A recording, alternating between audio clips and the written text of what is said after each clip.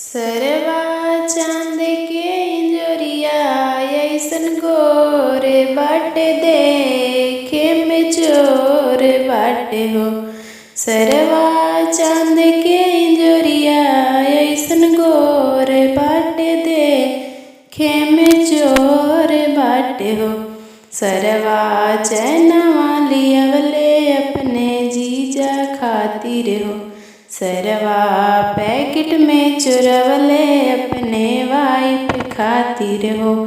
सरवा चैनवा लियवले अपने जीजा खातिर हो। सरवा पैकेट में चुरवले अपने वाइफ खातिर हो। सरवा चांद के इंजोरिया अइसन गोर बाटे देखे में चोर बाटे हो। सरवा चांद के इंजोरिया अइसन गोर बाटे देखे में चोर बाटे हो। सरवा अंगूठी लियवले अपने जीजा खातिर हो। सरवा अंगूठी लियवले अपने जीजा खातिर हो। सरवा पैकेट में चुरवले अपने बहन खातिर हो।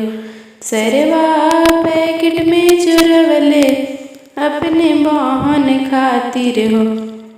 सरवा चांद के इंजोरिया अइसन गोरे बाटे देखे में चोर बाटे हो।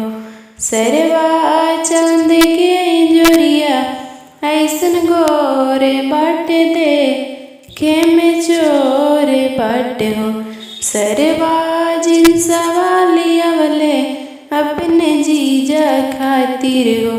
सरवा जिनसवा लियवले अपने जीजा खातिर हो।